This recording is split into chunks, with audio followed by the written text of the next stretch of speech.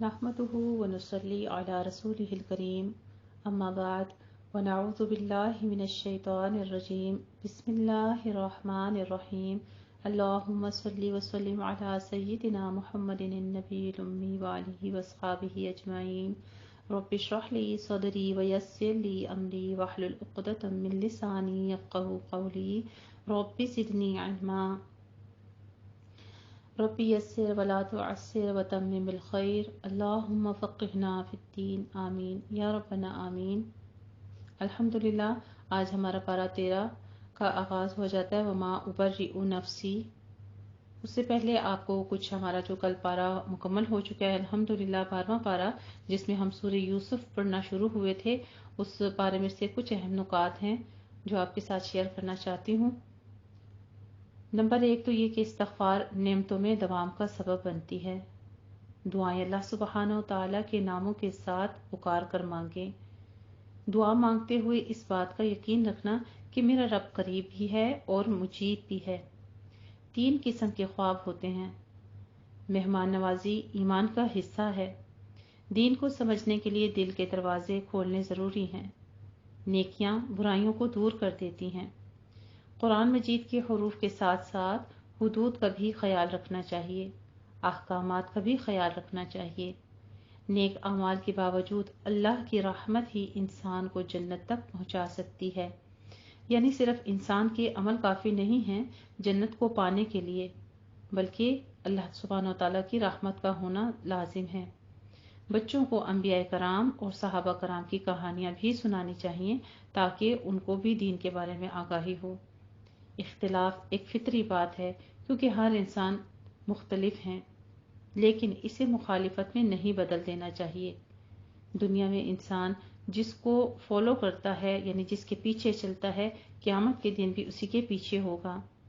اخلاص کی وجہ سے انسان شیطان کے قابو میں آنے سے بچ جاتا ہے، چنانچہ شیطان مخلصین پر قابو نہیں پا سکتا۔ توکل ایمان کا حصہ ہے۔ توکل کے بغیر ایمان ممکن نہیں ہوتا۔ ایمان دل میں ہوتا ہے اور چور وہیں آتا ہے، شیطان وہیں اٹیک کرتا ہے جہاں خزانہ ہوتا ہے۔ لوگوں کی قدر ان کے دین، ایمان، تقوی کی وجہ سے کرنی چاہیے، نہ کہ ان کے مال اور ان کی دنیاوی سٹیٹس کی وجہ سے۔ ایسا صبر کرنا چاہیے جو صبر جمیل ہو۔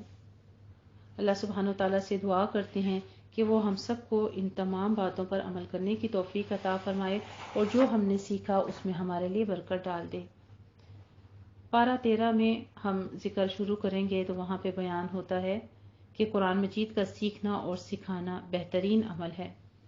عثمان رضی اللہ تعالی عنہ سے روایت ہے کہ نبی کریم صلی اللہ علیہ وآلہ وسلم نے فرمایا خیرکم من تعلم القرآن وعلمہ، تم میں سے بہتر سب سے زیادہ وہ ہے جو قرآن کو سیکھے اور اس کی تعلیم دے، یعنی 2 میں سے ایک کام ضرور کرنا چاہیے، یا طالب علم بنے یا معلم بنے۔ قرآن کے پڑھنے پڑھانے والے لوگ اللہ کے خاص لوگ ہوتے ہیں۔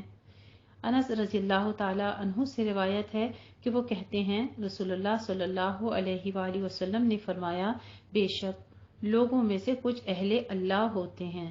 آپ صلی اللہ علیہ وآلہ وسلم نے فرمایا آپ سے جب پوچھا گیا ان میں سے کون اہل اللہ ہوتے ہیں، آپ نے فرمایا اہل قرآن اہل اللہ ہیں اور اس کے خاص لوگ ہوتے ہیں، یعنی جن لوگوں کا تعلق قرآن مجید سے مضبوط ہوتا ہے وہ اللہ کے خاص بندے ہوتے ہیں، وہ VIP لوگ ہوتے ہیں۔ ہم دنیا میں تو بڑی خوشی سے کہتے ہیں ہم سید ہیں، ہم راجپوت ہیں، ہم مغل ہیں، ہم فلاں ہیں، ہم فلاں ہیں، کتنے ہمارے اندر کیٹیگریز پائی جاتی ہیں اور ہم بڑے خوشی کے ساتھ اس کو بیان کرتے ہیں۔ تو ہم کتنا ہی خوش نصیبی ہو کہ جب ہم اہل اللہ اہل قرآن کہہ کر پکارے جائیں، اس دنیا والے بھی ہمیں پہچانیں تو وہ بھی ہمیں کہیں یہ اہل قرآن ہے۔ ہماری نیت سے، ہمارے خلوص سے، ہمارے عمل سے ہی دیکھ کے پتہ چلے لوگوں کو کہ یہ اہل قرآن ہے۔ جہالت یافتہ لوگوں کو اور اہل قرآن کو آپس میں فرق ہونا چاہیے۔ اللہ سبحانہ تعالی ہمارے جسموں پر ایسا ہی رنگ نازل کر دے جیسا وہ کہتا ہے صبغۃ اللہ، اللہ کا رنگ، اللہ سبحانہ و تعالیٰ ہمارے جسموں پر اپنا رنگ ڈال دے، جس سے ہمارے عمل، ہمارے اخلاق، ہماری ہر چیز میں خشوع و خضوع اور تقویٰ نظر آئے۔ اور آگے فرما دیا کہ قرآن کی بدولت اللہ اور اس کے رسول صلی اللہ علیہ وآلہ وسلم کی محبت حاصل ہوتی ہے۔ ابن مسعود رضی اللہ تعالیٰ عنہ کہتے ہیں، جو شخص قرآن سے محبت کرتا ہے وہ دراصل اللہ اور اس کے رسول سے محبت کرتا ہے، اور یہ دونوں محبتیں ہمارے ایمان کا حصہ ہیں۔ ابو سعید خدری رضی اللہ تعالیٰ عنہ بیان کرتے ہیں کہ ایک آدمی میرے پاس آیا اور اس نے مجھے کہا کہ مجھے کوئی وصیت کریں، تو میں نے کہا، تم نے جو سوال مجھ سے کیا ہے، میں نے تم سے پہلے یہی سوال رسول اللہ صلی اللہ علیہ وآلہ وسلم سے کیا تھا، اور آپ نے فرمایا تھا، میں تمہیں اللہ سے ڈرنے کی وصیت کرتا ہوں، کیونکہ یہ ہر چیز کی بنیاد ہے، اور جہاد کو لازم پکڑ لو کہ وہ اسلام کی رہبانیت ہے، اور اللہ کے ذکر اور قرآن کی تلاوت کا اہتمام کیا کرو، کیونکہ وہ آسمان میں تمہارے لیے باعث رحمت ہے اور زمین میں تمہارے لیے باعث تذکرہ ہے، اور قرآن کی بدولت مطلوبہ چیز کا حصول آسان ہو جاتا ہے، یعنی تمہاری جو خواہش ہے وہ تمہیں جلد مل جائے گی۔ امام ابراہیم مقدسی اپنے شاگرد عباس بن عبد الدائم کو وصیت کیا کرتے تھے کہ قرآن کی کثرت سے تلاوت کرو اور اسے ترک نہ کرو، تو تم جو مطلب کرنا چاہتے ہو وہ تمہارے لیے اتنا ہی آسان ہو جائے گا جتنی تم قرأت کرو گے، یعنی تمہاری قرأت کی مقدار کے مطابق، تمہارے قرآن سے تعلق کے مطابق تمہاری چیزیں تمہارے لیے آسان ہو جائیں گی، کام تمہارے لیے آسان ہو جائیں گے، تمہارے مقاصد پورے ہو جائیں گے۔ تو اللہ سبحانہ و تعالی ہمیں بھی اس رمضان میں اور اس کے بعد بھی زیادہ سے زیادہ قرآن مجید پڑھنے کی توفیق عطا فرمائے، اور ہمیں اسی طرح اپنی اس کتاب کے ساتھ صرف رمضان میں ہی نہیں بلکہ بعد میں بھی جڑے رہنے کی توفیق عطا فرمائے۔ الحمدللہ ہماری سورہ یوسف آیت نمبر 53 میں آغاز ہوتا ہے کہ یوسف علیہ السلام اپنے بارے میں کہتے ہیں کہ اگرچہ میری صفائی پیش ہو چکی ہے، اس کے باوجود میں اپنے آپ کو، اپنے نفس کو پاک نہیں کہتا۔ قرآن مجید میں ایک دوسری جگہ بھی ہمیں یہ ہدایت کی گئی ہے، فَلَا تَزَكُّوا أَنفُسَكُمْ، سورہ نجم آیت نمبر 32 میں اپنے نفس کی پاکی کے دعوے نہ کرو، اپنے آپ کو بہت نیک نہ سمجھو، اپنے آپ کو گناہوں سے پاک نہ سمجھو۔ ہر انسان کسی نہ کسی درجے پر کہیں نہ کہیں کسی نہ کسی غلطی کا شکار ہو جاتا ہے، اور جو جتنا زیادہ تقوی رکھتا ہے، یعنی اللہ کا ڈر دل میں رکھتا ہے، جتنا زیادہ اللہ کے قریب ہوتا ہے اتنا ہی ڈرتا ہے، اور اس کو اتنی ہی زیادہ اپنی غلطیاں بھی نظر آتی ہیں، اور ان غلطیوں کی بنا پر ہی وہ اللہ سے ڈرتا ہے کہ میں نے اللہ کی عبادت کا حق ادا نہیں کیا اور بہت سی کوتاہیاں کی ہیں۔ یوسف علیہ السلام ایک عظیم انسان تھے، اگرچہ وہ انتہائی صابر اور متقی انسان تھے، لیکن پھر بھی وہ اپنے آپ کو بری ذمہ قرار نہیں دیتے تھے، اور برائی کی نسبت نفس کی طرف کرتے تھے کہ میری نفس اس کو برائی کی طرف اکساتی ہے، کہ نفس تو اکثر برائی کی طرف اکساتا رہتا ہے، لیکن جس پر میرے رب کی رحمت ہو، یعنی انسان اپنے نفس کی شرارت سے صرف اسی وقت بچ سکتا ہے جب اللہ کی رحمت ہو انسان پر، ورنہ انسان اپنے ہی نفس سے دھوکہ کھا جاتا ہے اور غلط چیز کو خوبصورت سمجھ کر، اچھا سمجھ کر، فائدہ مند سمجھ کر اس کو کر بیٹھتا ہے، چاہے اس کے بعد اس کو ندامت ہی کیوں نہ ہو۔ عام طور پر نفس کی 3 اقسام بتائی جاتی ہیں۔ نفس امارہ، جو گناہوں کا حکم دیتی یا ابھارتی ہے گناہوں کی طرف، جب انسان برائی کر بیٹھتا ہے تو۔ دوسرا نفس لوامہ ہوتا ہے، جو برائی پر اس کو ملامت کرتا ہے۔ تیسرا نفس مطمئنہ ہوتا ہے کہ جب انسان توبہ کر لیتا ہے تو ہی نفس مطمئن ہو جاتا ہے، یا پھر خیر یا نیکی کے کام ہی انسان کے نفس کو نفس مطمئنہ بناتے ہیں۔ اور ہم سب کو اس کا ارادہ کرنا چاہیے، اس کی کوشش کرنی چاہیے، اور ہر وقت اپنے اندر کو چیک کرتے رہنا چاہیے، اپنا محاسبہ کرتے رہنا چاہیے کہ میرے اندر کا نفس مطمئنہ ہے یا نہیں، کیونکہ مرتے وقت صرف اور صرف نفس مطمئنہ کو ہی فرشتے یہ خوشخبری دیں گے، یا ایتھا النفس المطمئنہ ارجعی الی ربک راضیۃ مرضیہ فادخلی فی عبادی وادخلی جنتی۔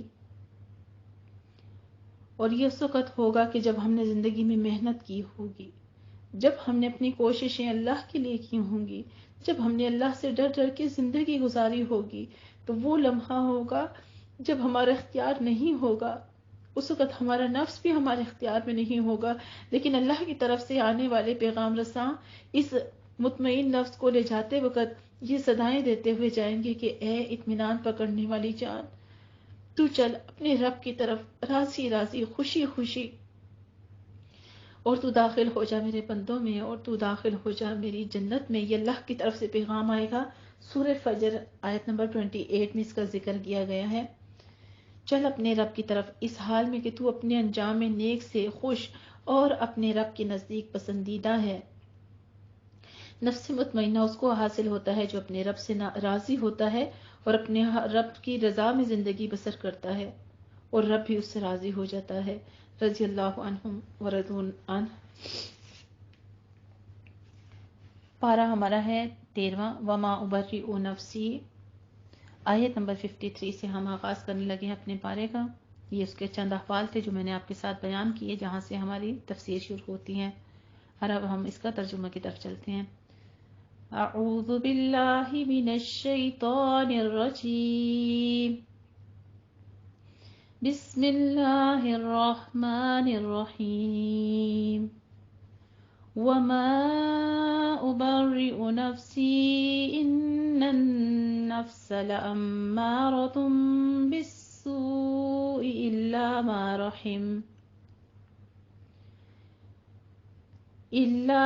رحم ربي إن ربي غفور رحيم، وقال الملك ائتوني به يستخلصه لنفسي، فلما كلمه قال إنك اليوم لدينا مكين أمين، قال اجعلني على خزائن الأرض إني حفيظ عليم۔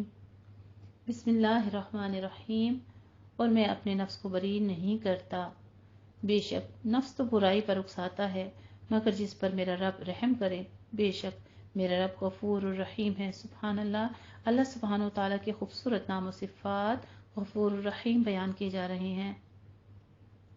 اور بادشاہ نے کہا اے اسے میرے پاس لے آؤ، میں اسے اپنی ذات کے لیے مخصوص کروں گا۔ پھر جب اس نے یوسف علیہ السلام سے گفتگو کی تو کہا یقیناً آج تو ہمارے ہاں مرتبہ پانے والا امین ہے۔ یوسف علیہ السلام نے کہا مجھے زمین کے خزانوں پیداوار پر نگران مقرر کر دیجئے، بے شک میں خوب نگہبانی کرنے والا، خوب جاننے والا ہوں۔ سبحان اللہ، حضرت یوسف علیہ السلام کی اس خوبصورتی کے ساتھ اپنا آپ پیش کرنے سے ہمیں بھی یہ پتہ چلتا ہے کہ اگر اللہ سبحانہ تعالیٰ نے خاص رحمت کی ہے اور ہمارے اندر کوئی ایبلٹیز موجود ہیں تو ہمیں اپنے آپ کو دین کے لیے پیش کر دینا چاہیے، ہمیں آگے بڑھنا چاہیے۔ کہیں پر ہماری ضرورت ہو اللہ کے دین میں، کسی معاملے میں، دنیا میں، جہاں پہ ہماری ضرورت ہو اور ہمارے اندر کوئی ایبلٹی پائی جاتی ہے تو اس سنت پر عمل کرتے ہوئے ہمیں بھی آگے بڑھنا چاہیے اور اللہ سبحانہ وتعالیٰ کے اس حکم کو پورا کرنا چاہیے کہ جو کسی کی کسی طریقے سے مدد کر سکے وہ کر دے۔ وَكَذَلِكَ مَكَّنَّا لِيُوسُفَ فِي الْأَرْضِ، اور اس طرح ہم نے یوسف کو زمین مصر میں اقتدار دیا، وہ اس میں جہاں چاہتا قیام کرتا، ہم اپنی رحمت سے جسے چاہے نوازتے ہیں اور ہم نیکیوں کا اجر ضائع نہیں کرتے، اور یقیناً آخرت کا اجر بہت بہتر ہے ان کے لیے جو ایمان لائے اور انہوں نے تقوی اختیار کیا۔ ایمان کے ساتھ عمل صالح کا بھی حکم ہے۔ ایمان کے ساتھ صرف ہم ایمان کے حال میں تو پیدا ہو گئے، یہ تو اللہ سبحانہ و تعالیٰ نے ہمارے پر انعام کیا۔ اب اس کے بعد ہماری مشقت میں پڑنا کیا ہے، ہمارا عمل کیا ہے کہ ہم تقوی کے ساتھ، اللہ کے خوف کے ساتھ زندگی کے تمام معاملات میں اللہ کا ڈر رکھتے ہوئے زندگی بسر کریں۔ پھر ایسے لوگوں کے لیے اجر آخرت بھی ہے اور دنیا میں بھی کامیابی ہے۔ اور یوسف علیہ السلام کے بھائی غلہ لینے آئے اور ان کے پاس پہنچے تو اس نے انہیں پہچان لیا اور وہ اسے نہیں پہچانتے تھے، اور جب اس نے ان کا سامان تیار کروایا تو کہا میرے پاس اپنا پدری بھائی بنیامین لے کر آنا، کیا تم دیکھتے نہیں کہ میں پورا ماپ کر غلہ دیتا ہوں اور میں بہترین مہمان نواز ہوں؟ پھر اگر تم اسے میرے پاس نہ لائے تو تمہارے لیے میرے پاس کوئی ماپ غلہ نہیں ہے اور نہ تم میرے قریب آنا۔ انہوں نے کہا ہم ان قریب اس کے باپ کو اس کے بارے میں آمادہ کریں گے اور یقیناً ہم یہ کرنے والے ہیں۔ چونکہ پہلے حضرت یوسف علیہ السلام کے بھائی جو تھے حضرت یوسف علیہ السلام کو ان کے باپ سے جدا کر چکے تھے، اس وجہ سے باپ نے یقین نہ کیا اور ان کو نہیں بھیجا۔ لیکن یہاں پہ صبر دیکھیے کہ ایک وہ بھائی جس کو بچپن میں ماں باپ سے دور کر کے کنویں کے بیچ میں پھینک دیا، آج جب وہ بھائی سامنے آئے ہیں، ہمارا کیا رد عمل ہوتا ہے؟ ہمارے ساتھ جب کوئی برا کر لے، چاہے سالوں پہلے یا ایک دن پہلے یا ایک لمحہ پہلے، ہم اس کے اوپر کس طرح برستے ہیں، آگے سے غصہ ہوتے ہیں، اور ہم یہ کہتے ہیں کہ کل تو میں نے جب تمہیں ضرورت کے لیے پکارا تھا یا میری یہ مشکل تھی تو میرے ساتھ آپ نے اتنا برا رویہ کیا، وہی ہوں میں، آج اللہ نے میرا محتاج کر دیا، آج اس کے ساتھ ہم بد کلامی اور بد مزاجی کا مظاہرہ کرتے ہیں۔ جبکہ یہاں سنت کا کتنا خوبصورت طریقہ ہمیں مل رہا ہے کہ سامنے آ گئے وہ دشمن بھائی، لیکن آگے سے ان کے ساتھ کتنا مہمان نوازی سے برتاؤ کیا، کتنی نرمی سے، اور ان کو ملامت کرنے کی بجائے ان کو اس طرح سے اپنی طرف رغبت دلائی کہ کسی طریقے وہ ان کو قریب کر لیتے۔ اور یوسف علیہ السلام نے اپنے خادموں سے کہا، ان کی پونجی نقدی ان کے سامان میں واپس رکھ دو، تاکہ جب وہ اپنے اہل و عیال کی طرف پلٹیں تو اسے پہچان لیں، شاید وہ واپس آئیں۔ پھر جب وہ اپنے باپ کے پاس لوٹے تو بولے، اے ہمارے ابا جان، آئندہ ہمارے لیے ماپ غلہ ممنوع ٹھہرا ہے، لہٰذا تو ہمارے ساتھ ہمارے بھائی کو بھیج کہ ہم ماپ غلہ لے آئیں، اور بے شک ہم اس کے محافظ ہیں۔ یعقوب علیہ السلام نے کہا، کیا میں تمہیں اس بات کے امین سمجھوں جیسے پہلے اس کے بھائی کے بارے میں نے تمہیں امین سمجھا تھا؟ چنانچہ اللہ ہی بہتر محافظ ہے، اور وہ سب مہربانوں سے زیادہ رحم فرمانے والا ہے۔ سبحان اللہ، بہت خوبصورت آیت ہے حفاظت کے لیے، جان مال کی حفاظت کے لیے، اپنے تمام جتنے بھی امور ہوں ان کی حفاظت کے لیے۔ فَاللَّهُ خَيْرٌ حَافِظًا وَهُوَ أَرْحَمُ الرَّاحِمِينَ۔ وَلَمَّا فَتَحُوا مَتَاعَهُمْ، اور جب انہوں نے اپنا سامان کھولا تو اپنی پونجی پائی جو انہیں لوٹا دی گئی تھی، وہ بولے، اے ہمارے ابا جان، ہمیں اور کیا چاہیے، یہ ہماری پونجی ہمارے پاس لوٹا دی گئی ہے، اور ہم اپنے اہل و عیال کے لیے غلہ لائیں گے اور اپنے بھائی کی حفاظت کریں گے، اور ہم ایک اونٹ کا ماپ غلہ زیادہ لائیں گے۔ یہ ماپ غلہ ملنا تو بہت آسان ہے۔ اس یعقوب علیہ السلام نے کہا، میں اسے تمہارے ساتھ ہرگز نہیں بھیجوں گا حتیٰ کہ تم مجھے اللہ کا پختہ عہد دو کہ تم اسے ضرور میرے پاس لاؤ گے، سوائے اس کے کہ تم گھیر لیے جاؤ۔ پھر جب انہوں نے اسے اپنا پختہ عہد دیا تو وہ بولا، جو کچھ ہم کہتے ہیں اللہ اس پر ضامن ہے۔ اور اس نے کہا، اے میرے بیٹو، تم ایک ہی دروازے سے داخل نہ ہونا بلکہ متفرق دروازوں سے داخل ہونا۔ جب بنیامین سمیت 11 بھائی مصر جانے لگے تو یہ ہدایت دی، کیونکہ ایک ہی باپ کے 11 بیٹے جو قدر و قامت اور شکل و صورت میں بھی ممتاز ہوں، جب اکٹھے ایک ہی جگہ یا ایک ساتھ کہیں سے گزریں تو عموماً انہیں لوگ تعجب یا حسد کی نظر سے بھی دیکھتے ہیں، اور یہ چیز نظر لگنے کا بھی سبب بنتی ہے۔ تو یہاں پہ کچھ احتیاطی تدابیر کی وجہ سے کہ نظر بھی نہ لگ جائے، حضرت یعقوب علیہ السلام نے ان کو وصیت کے طور پر ایسا کہا تھا۔ اسے صحیح بخاری اور حدیث شریف کی صحیح مسلم نے بھی روایت کیا ہے۔ ساتھ میں نظر بد سے دعائیہ کلمات بھی سکھائے تھے کہ جب تمہیں کوئی اچھی چیز لگے تو تم یہ کہا کرو، بارک اللہ فیہ، اور اسے موطا امام مالک نے تحریر کیا ہے۔ یا جس کی نظر لگ جائے اس کو کہا جائے کہ غسل کرے، اور اس کے غسل کا یہ پانی اس شخص کے سر اور جسم پر ڈالا جائے جس کو نظر لگی ہو۔ یہ سورہ کہف میں بھی انشاءاللہ تعالیٰ اس کا ذکر آئے گا، پھر ہم مزید آگے جانیں گے معوذتین کے بارے میں بھی، اور جو دم کی آیات مبارکہ جامع ترمذی میں درج ہوئی ہیں انشاءاللہ تعالیٰ ہم اگلے پارے میں اس کے بارے میں بھی پڑھیں گے۔ قال لن ارسلہ معکم، اس یعقوب علیہ السلام نے کہا، میں اسے تمہارے ساتھ ہرگز نہیں بھیجوں گا حتیٰ کہ تم مجھ سے اللہ کا پختہ عہد کر لو۔ پھر جب انہوں نے عہد کر لیا تو فرمایا، وما اغنی عنکم من اللہ، اور میں تمہیں اللہ کے حکم سے ذرا بھی کفایت نہیں کر سکتا، حکم تو اللہ ہی کا ہے، اسی پر میں نے توکل کیا اور توکل کرنے والوں نے بھی اسی پر توکل کیا۔ وَلَمَّا دَخَلُوا مِنْ حَيْثُ أَمَرَهُمْ، اور جب وہ داخل ہوئے جہاں سے ان کے باپ نے انہیں حکم دیا تھا، وہ انہیں اللہ کے حکم سے ذرا بھی نہیں بچا سکتا تھا، مگر یعقوب علیہ السلام کے دل میں ایک حاجت خواہش تھی سو وہ پوری کر چکا، اور بلا شبہ ہمارے تعلیم دینے کی وجہ سے وہ صاحب علم تھا۔ یعنی یعقوب علیہ السلام کو ان باتوں کا اللہ سبحانہ وتعالیٰ فرما رہے ہیں کہ ہمارے علم دینے کی وجہ سے کہ ہم نے اسے یہ باتیں سکھائی تھی، ورنہ غیب کا علم اللہ کے سوا کون جان سکتا ہے؟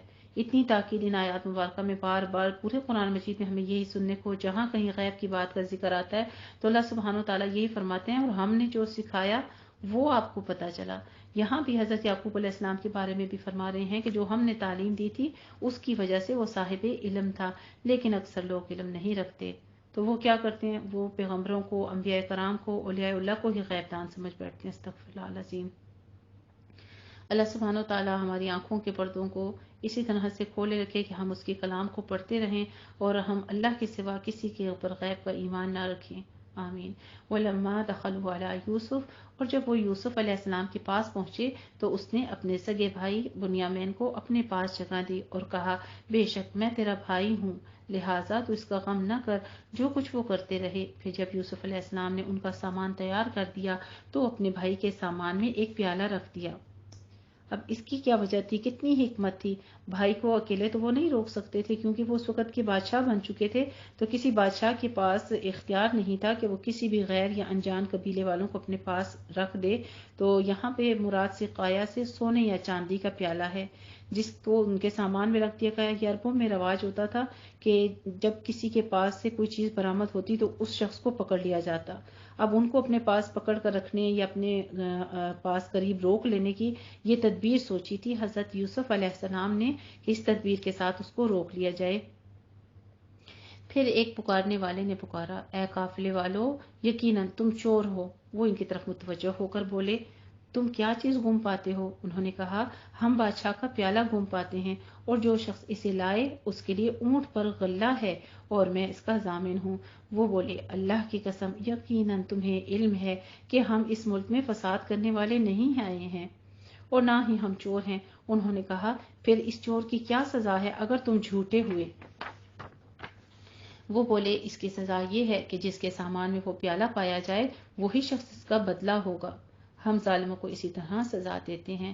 چنانچہ یوسف علیہ السلام اپنے بھائی کے بورے سے پہلے ان کے بوروں کی تلاشی لینے لگے۔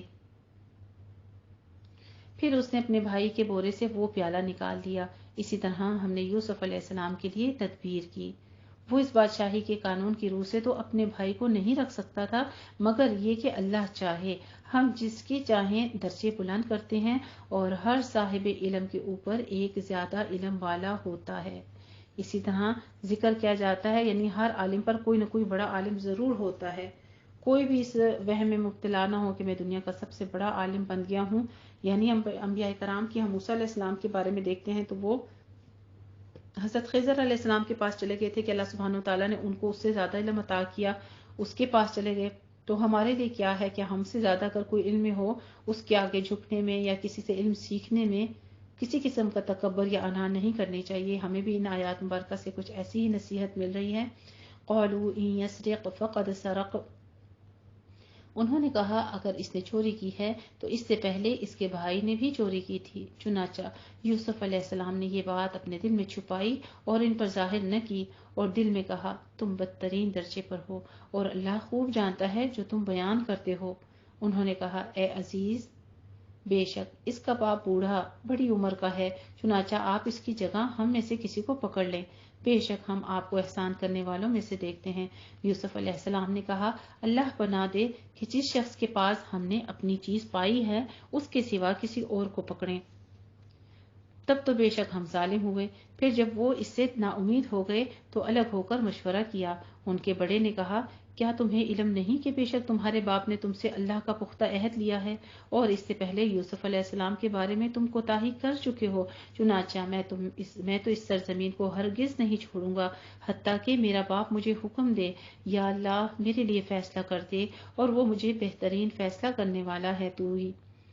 تم اپنے باپ کے پاس واپس جاؤ اور کہو، اے ہمارے ابا جان، بے شک آپ کے بیٹے نے چوری کی ہے اور ہم نے وہی گواہی دی تھی جو ہمیں علم تھا اور ہمیں غیب کی خبر نہ تھی، اور آپ اس بستی والوں سے پوچھ لیں جس میں ہم رہے اور اس قافلے سے بھی جس میں ہم آئے ہیں، اور بے شک ہم سچے ہیں۔ یعقوب علیہ السلام نے کہا، حقیقت یہ نہیں بلکہ تمہارے لیے تمہارے دلوں نے ایک بری بات آراستہ کر دی ہے، چنانچہ صبر ہی بہتر ہے۔ حضرت یعقوب علیہ السلام کی دعا ہے، فصبر جمیل۔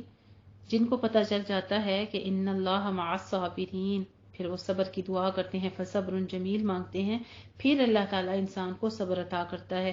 ویسے صبر جو ہے بہت بھاری کام ہے، عمل کے لحاظ سے کہنا آسان ہے پر عمل کرنا بہت ہی مشکل ہوتا ہے۔ پر جو انسان اللہ سبحانہ وتعالیٰ کا ساتھ چاہتا ہے، اس کی محبت پانا چاہتا ہے، اس کا قرب چاہتا ہے، تو وہ پھر مانگ لیتا ہے فصبر جمیل عسى الله ان يأتيني بهم جميعا، چنانچہ صبر ہی بہتر ہے، شاید اللہ ان سب کو میرے پاس لے آئے، بے شک وہی علیم حکیم ہے۔ سبحان اللہ، اللہ سبحانہ وتعالیٰ کے خوبصورت نام و صفات علیم الحکیم بیان کی جا رہی ہیں۔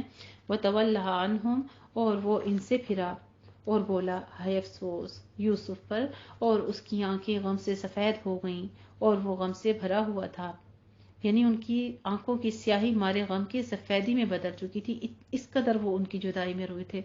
بیٹے بولے اللہ کی قسم آپ یوسف کو سدا یاد کرتے ہیں اور اسی طرح یاد کرتے رہیں گے حتیٰ کہ آپ غم سے گھل کر مرنے کے قریب ہو جائیں یا ہلاک ہونے والوں میں سے ہو جائیں۔ اس نے کہا میں تو اپنی پریشانی اور غم کا شکوہ اللہ ہی سے کرتا ہوں۔ بہت ہی خوبصورت دعا ہے، جب غمگین ہوا کریں، پریشان ہوا کریں اور افسردہ ہو کے زندگی سے مایوس ہوا کریں تو مایوسی کفر ہے، بس یہ دعا مانگ لیا کریں، انما اشکو بثی وحزنی الی اللہ واعلم من اللہ ما لا تعلمون، کہ میں تو اپنی پریشانی اور غم کا شکوہ اللہ ہی سے کرتا ہوں۔ انسانوں کی تو فطرت ہے کہ اگر ہم کسی انسان سے ایک سے دوسری بار اپنی کسی پریشانی کا، کسی دکھ کا، کسی بیماری کا، کسی تکلیف کا اگر ذکر کرتے ہیں تو انسان تنگ ہوتا ہے، لیکن اللہ سبحانہ وتعالیٰ اتنا ہی زیادہ قریب کرتے ہیں، جیسے ماں کے قریب جب کوئی بیمار بچہ ہوتا ہے یا کوئی لاڈ کرتا ہے چھوٹا بچہ یا کوئی تکلیف شدہ بچہ ہوتا ہے تو ماں اس کے لیے کتنا درد رکھتی ہے، اس کو اپنے کلیجے کے ساتھ بار بار لگاتی ہے، اسے پیار کرتی ہے۔ ایسے ہی ہمارے اللہ سبحانہ وتعالیٰ 70 سے کی ماؤں سے زیادہ پیار کرنے والے۔ بات ساری یہ ہے کہ ہم خلوص سے، ہم تڑپ کے مانگتے نہیں اسے، اپنی عرضی بیان کرنے کی بجائے ہمارے پر جب پریشانی آتی ہے تو ہم لوگوں کے آگے فریادیں کرنا، اس بیماری کا، اس پریشانی کا اتنا تذکرہ کرتے ہیں کہ اس سے ہم خود بھی پریشان ہو جاتے ہیں اور ہم اپنے آس پاس کے ماحول کو بھی پریشان کر دیتے ہیں۔